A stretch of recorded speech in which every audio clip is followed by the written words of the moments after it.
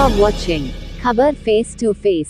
दर्शकों, स्वागत है आपका खबर फेस टू फेस में। मैं ज़ीशान आज़मी। आज की ताज़ा खबर देखने से पहले हमारे चैनल को सब्सक्राइब कीजिए और बेल आइकन दबाना ना भूलें ताकि आपको डेली अपडेट तुरंत मिल सके। आइए देखते हैं आज की ताज़ा खबर। वक्फ कानून पर जारी विवाद थमता नजर नहीं आ रहा है। वक्फ कानून के खिलाफ एक बार फिर विरोध प्रदर्शन हुआ है। मंगलवार 8 अप्रैल 2025 को दोपहर के समय इंडियन यूनियन मुस्लिम लीग (IUML) मुंबई की ओर से मालवानी गेट नंबर 8 पर एहतजाज किया गया। प्रदर्शनकारियों ने वक्फ कानून को रद्द करने की मांग को लेकर जोरदार नारेबाजी की। वक्फ कानून रद्द करो जैसे नारों के बीच वहां भाषण भी दिए गए। योजना ये थी कि प्रदर्शनकारी मालवानी गेट नंबर 8 से गेट नंबर 1 तक मार्च करेंगे, लेकिन इससे पहले ही पुलिस ने हस्तक्षेप किया। मालवानी पुलिस ने IUML मुंबई की महिला अध्यक्ष और मुंबई उपाध्यक्ष रिजवाना ईसा खान को मालवानी गेट नंबर 8 पर हिरासत में ले लिया। इसके बाद प्रदर्शन स्थगित कर दिया गया। आगे की अपडेट्स के लिए हमारे चैनल को सब्सक्राइब करें। देखते रहिए आज की खास रिपोर्ट।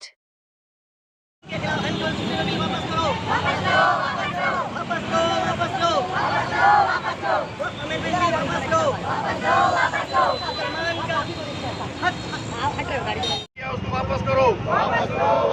मुसलमानों को अपना हक दो। मुसलमानों को अपना हक दो। माइनॉरिटीज को अपना हक दो। वक्फ बिल वापस करो।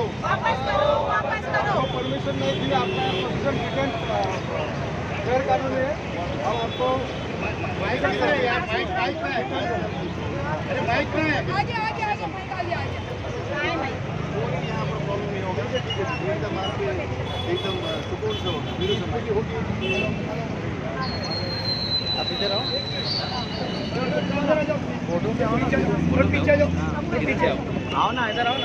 मुस्लिम लीग टीम ने महिला प्रेसिडेंट रिजवाना ईसा खान, महाराष्ट्र सैयद अब्दुल रहमान साहब और हमारे शहीद भाई रजिया मैडम, हमारे एजाज भाई, तमाम लोगों ने आज ये फैसला लिया कि हिंदुस्तान की गवर्नमेंट जो वक्फ बिल अमेंडमेंट बिल लाया है उसको रिजेक्ट करने के लिए हमारी तमाम टीम आज मालूनी में एहतजाज करने के लिए निकली है। हिंदुस्तान में जब से गवर्नमेंट आई है तब से लगातार मुसलमानों के खिलाफ कानून बनते जा रही है। वक्फ बोर्ड हमारे पूर्वजों के, हमारे लोगों के दरगाहों के लिए, मस्जिदों के लिए, ट्रस्ट के लिए ये वक्फ बोर्ड के कानून को इन्होंने बिल पास करके आज जो मुसलमानों को हैरान करने का काम कर रहे हैं उसके खिलाफ हम ये कर रहे हैं। और आज मालूनी में यहाँ से शुरुआत हुई है। इंडियन यूनियन मुस्लिम लीग हर गली में, हर एरिया में जाकर इस प्रोजेक्ट को चालू रखेगी, जेल में आंदोलन करेगी, क्योंकि कानून संविधान के साथ देश चलेगा। कोई भी कानून पास करने के लिए ठीक है, आपने पावर में हो तो आप गलत तरीके से अगर मुसलमान को हमको हैरान करने की कोशिश करोगे तो बिल को पास होने नहीं देंगे। इंशाअल्लाह ताला हम लोग इंडियन मुस्लिम लीग हमेशा इस कैंसल के लिए रात दिन मेहनत करेंगे। मैं आगे के प्रवक्ता को मैं आगे दे रहा हूँ। आदाब, नमस्कार।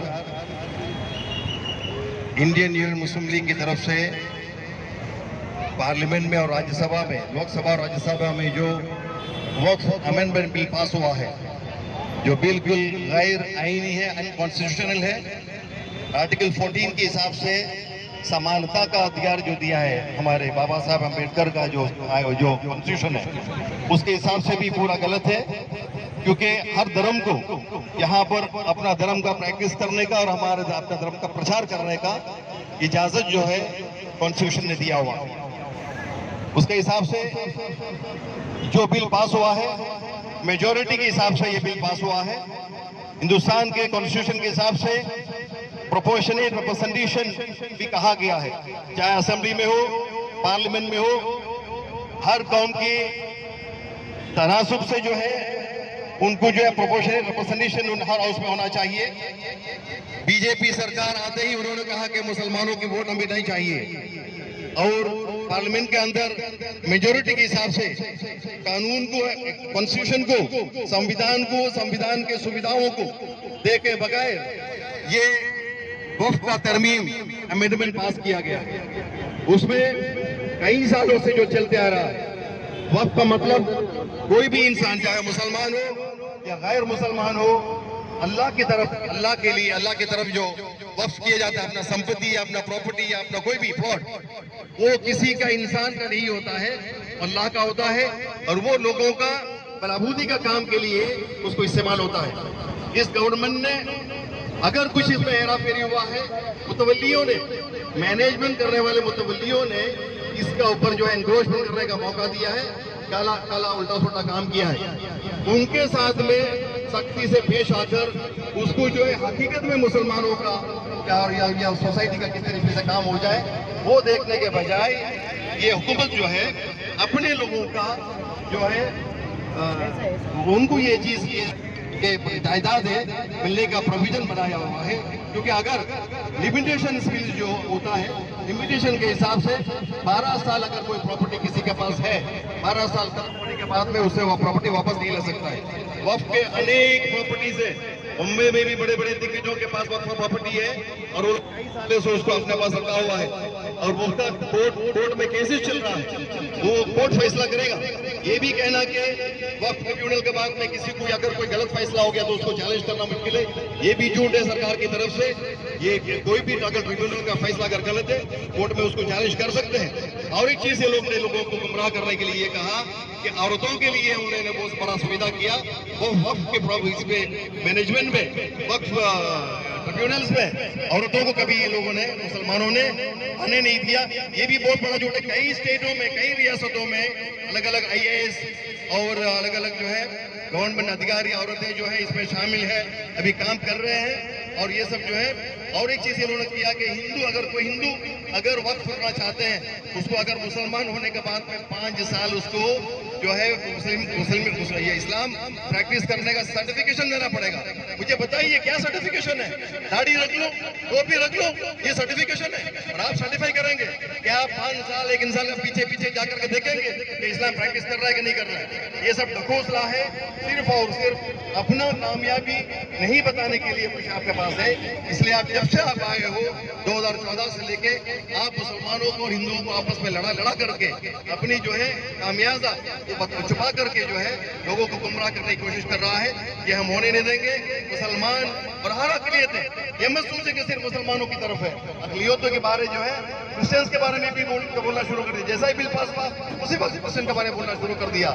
ये ब्रिटिश ने अपने जमाने में जो चर्च के लिए सब जगह देकर गया हुआ है, मेरे अतराफ में सब है, ये किसी धर्म के साथ इनका न्याय करने का कोई इरादा नहीं है। आज मुसलमान है तो कल जैसा चाहिए NRC के बिल था, वो सबसे ज्यादा अगर जो लागू हुआ वहां पर कोशिश की, असम के अंदर 19,000 से ज्यादा हिंदुओं के ऊपर जो है CAA का, NRC का दबाव पड़ा। इसी तरीके से क्रिश्चियंस के ऊपर ये काफी शुरू कर दिया बोलने के लिए कि ब्रिटिश ने जो चर्चों के लिए जो जगह दिया है, सैनिटरी इसके जगह दिया हुआ है, वो जगह जो है 99 ईयर्स का लीज में दिया गया था, उसको वापस देना शुरू करो। एक को लेकर के इनके पास कंटिन्यूसली धर्मों को आपस में लड़ाकर ये अपना जो है हुकूमत को बरकरार रखना चाहते हैं। ये हम होने नहीं देंगे। मुस्लिम लीग ने कल सुप्रीम कोर्ट में, अदालत में इस कानून को चैलेंज करके पिटीशन दायर कर दिया है। मुस्लिम लीग सड़क पर और कोर्ट पर कानून के तरीके से इस बिल का मुखालिफत करेंगे, आखिरी सांस तक मुखालिफत करेंगे। और ये बिल को मुसलमानों के साथ और माइनॉरिटीज के साथ होने वाले अत्याचार को देते रहे। Line down, we are not going to accept it, we will fight until death about against this bill. Thank you. हमारे मुंबई अस्सलाम वालेकुम रहमतुल्लाहि व बरकातुहू। आज हमारे बीच में इंडियन यूनियन मुस्लिम लीग के महाराष्ट्र के महासचिव हमारे बीच में आए हैं। हमारे अबू भाई, सईद भाई, अकील भाई और सभी जिम्मेदार यहाँ पर खड़े हैं। आज हम लोगों ने प्रोटेस्ट रखे वक्फ अमेंडमेंट बिल के खिलाफ। ये जो बिल लाया है असंवैधानिक लाए हैं। जैसे आप लोग देखते हैं कि भारतीय जनता पार्टी क्या कर रही है, मुसलमानों पे जुल्म कर रही है। 2014 के बाद जब भी भारतीय जनता पार्टी ने कोई फैसला लिया तो मुसलमानों के खिलाफ है और ये असंवैधानिक कानून है। ये वक्फ अमेंडमेंट बिल जो है वो काला कानून पास किया है, एक तरफा पास किया है। ये मुसलमानों पे अत्याचार हो रहा है। कहीं ना कहीं हमारे पुरखों ने अल्लाह के नाम पे जो दी हुई जमीनें थी उस पर कब्जा करने की इनकी मंशा है। ये चाहते हैं कि हमको कहीं ना कहीं तकलीफ देने के लिए आज मुसलमान रोड पे उतरा है। हमारी इंडियन यूनियन मुस्लिम लीग के हमारे सभी सांसद सुप्रीम कोर्ट का दरवाजा खटखटाए हैं और ये लड़ाई जारी रहेगी। हम लोग खामोश नहीं होंगे। मुसलमानों की रहनुमाई करने वाले, मुसलमानों की बात करने वाले ऐसे भारतीय जनता पार्टी के लीडरों से मैं कहना चाहती हूँ कि क्या है, मुसलमानों पे अन्याय करने के लिए आता है। अरे सरकार करती है सुविधाएं देने के लिए, सुविधाएं छीनने के लिए नहीं। ये महिलाओं की बात करते हैं तो ज़किया जाफरी पे क्यों इंसाफ नहीं दिया, क्यों बिल्किस बानो का इंसाफ नहीं किया? क्या ये महिलाएं नहीं थी? क्या मुस्लिम महिलाओं की बात करते हैं तो वो बहनों को मेरे क्यों इंसाफ नहीं दिया गया? अगर आप बहनों की बात करते तो हम लोग यहाँ पर रोड पे उतर के एहतजाज ना करते। इस तरीके से जुल्म ढाया जा रहा है। अरे सरकार तो बना दी है आपने, क्या इस तरह से जुल्म करेंगे आप? ऐसे काले कानून पास करेंगे? लेकिन हम खामोश नहीं रहेंगे। अल्लाह के नाम पे जो दी हुई वक्फ की जमीनें हैं उसे हम बर्बाद होने नहीं देंगे। ऐसे जगह जगह पे हम एहतजाज करेंगे। इंडियन यूनियन मुस्लिम लीग का एक एक कार्यकर्ता हर गली हर नुक्कड़ पे नजर आएगा। हम अपनी आवाज को खुद उठाएंगे। सड़क से लेके संसद तक की हमारी आवाज इंशाल्लाह पहुंचेगी, क्योंकि हम ऐसे जुल्म बर्दाश्त नहीं करेंगे। ये जुल्म करने वाली पार्टी है। ये लोग चाहते हैं कि अभी सत्ता में तो आ गए हैं, अच्छा ही सारी चीजें कर लेंगे, जुल्म कर लेंगे मुसलमानों को, तो मुसलमान भी खामोश नहीं रहेगा। आने वाले टाइम पे आपको बराबर जवाब जरूर देगा मुसलमान की, मुसलमान भी अपनी लीडरशिप पैदा करेगा, मुसलमान भी अब लीडर खड़ा होगा। और इंशाल्लाह आने वाले समय में हम जब तक के कानून वापस नहीं लेते हम ये लड़ाई जारी रखेंगे, ये एहतजाज जारी रखेंगे, क्योंकि हम खामोश नहीं होंगे। जो अल्लाह के नाम पे वक्फ की हुई जमीनों को हम ऐसे जाया नहीं जाने देंगे, चाहे हमारी जान चली जाए। हम इसको आवाज उठाते रहेंगे, क्योंकि हमारी मस्जिदों पे, हमारी दरगाहों पे, हमारे कब्रिस्तान पे, हमारे बच्चों के मुस्तकबिल के लिए जो जगहें दी गई थी हमारे पुरखों ने अल्लाह के नाम पे, क्या वो भी हमसे छीन देंगे? क्या इनकी यही मंशा चलेगी? तो हम खामोश नहीं रहेंगे, गली गली से उठेंगे, इंशाल्लाह इनकलाब का नारा लाएंगे और हम सब मिलकर ये तो हमारी आजादी छीन रहे हैं। क्योंकि जो अंग्रेजों के टाइम पे होता था जो जुल्म, वो जुल्म करने वाली पार्टी अब सत्ता में आ गई है। तो जुल्म के खिलाफ आवाज उठाने के लिए उठे, आप सब गली गली उठे, इनकलाब का नारा लगाओ, संविधान जिंदाबाद का नारा लगाओ। लेकिन जब कोई काला कानून पास होगा तो उसके लिए रोड पे सड़क पे उतरना होगा, क्योंकि हम बर्दाश्त नहीं करेंगे।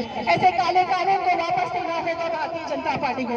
बहुत सह चुके, अब नहीं सहेंगे। 2014 से सिर्फ मुसलमानों को टारगेट किया जा रहा है। क्या मुसलमान खामोश रह गए? क्या मुसलमान जुल्म सहने के लिए रह गए? अरे ये देश को आजाद करने के लिए सबसे आगे मुसलमान ने अपनी जान गंवाई थी। आपको पता है इंडिया गेट पे सबसे ज्यादा अगर नाम चमक रहे हैं तो मुसलमानों की चमक रहे हैं। जब कभी मुसीबत आएगी तो यही मुसलमान आगे खड़ा रहेगा। तो मैं यही कहूंगी और आप सबको कहूंगी, इनकलाब जिंदाबाद, संविधान जिंदाबाद। ऐसे काले कानून को हम लोग वापस देने के लिए ऐसे एहतजाज करते रहेंगे। मुंबई के हर कोने में, देश के हर कोने में इंडियन यूनियन मुस्लिम लीग नजर आएगी। इंशाल्लाह ये एहतजाज जारी रहेगा। होश में आओ, होश में आओ। अरे भारत सरकार होश में आओ, वो बिल वापस लो।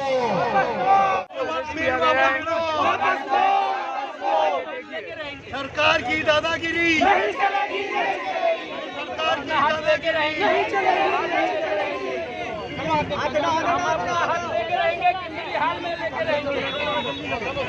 संसद से कोर्ट तक जाएंगे।